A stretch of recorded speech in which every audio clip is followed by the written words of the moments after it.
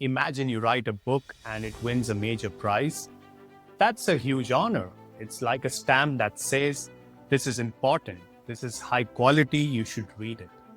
And usually, that's how we think status works, right?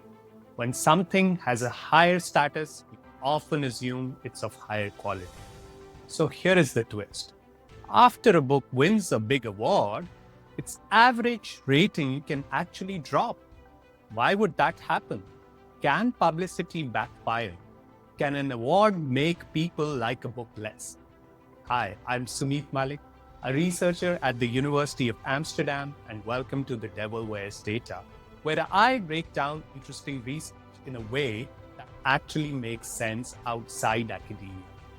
Because honestly, a lot of research is hard to access. Scientists usually write papers for other scientists, not for you. But if you're curious, I'm here for you. Researchers at the University of Lugano looked at major English language literary awards, such as the Booker Prize, the National Book Award, the National Book Critics Circle Award, and so on. Here is the clever part of their method. For every winner, they matched it with a finalist that had very similar Goodreads rating before the winner was announced. So instead of comparing totally different books, they created a fair comparison, almost like a what could have happened, this book didn't win scenario. They use data from Goodreads because it captures regular readers. People leave 1 to 5-star ratings and often write comments explaining why. They also estimated something called taste fit. Basically, they looked at what genres each reviewer had liked in the past to predict whether that person was likely to enjoy this particular book. What they found was striking. After the award announcement, winners got more attention, more people rated them, more people talked about them. But at the same time, their ratings dropped, and they dropped more than the matched finalists. So the awards did what awards are supposed to do, increased visibility, but quality evaluations moved in the opposite direction. Why did the ratings drop? The researchers argue for two main reasons. First, the audience changed. After the award, the book reached a much broader crowd, people with different tastes.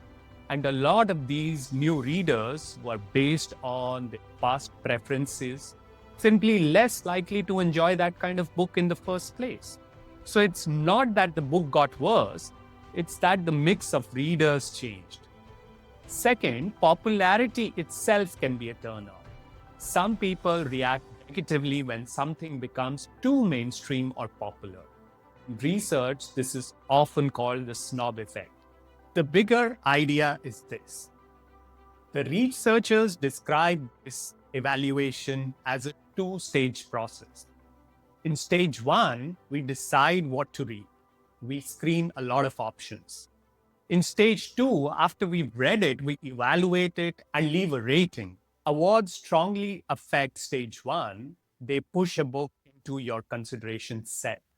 You notice it, you think maybe I should try that. But then, because more people try it, including people it was never meant for, the average rating can drop in stage two. So the awards don't just crown quality, they reshape the audience. What can we do with these results? If you're a creator, marketer, or anyone launching something into the spotlight, here is the lesson. Don't treat hype like blanket marketing. Use the attention to reach better fit people, not just more people. Be clear about the product because vague award-winning hype pulls in the wrong audience, people who were never going to like it. This effect is especially strong in taste and identity markets where liking something isn't just functional, it's personal. Music, fashion, books, films, even restaurants. Also, this works best when two conditions are true. There is a real publicity shock like an award, and it's easy for lots of people to try it. If the product is expensive or hard to access, like a new BMW model, Even if it wins an award, most people won't suddenly try it. So you won't get the same audience swap. So the big message is awards don't just reward quality, they change who shows up. The devil isn't the book, it's the audience shift. If you're interested in how audiences react when creatives use AI, check out the linked video below. That's it for today. Thanks for watching The Devil Wears Data. I'll see you next time in another video.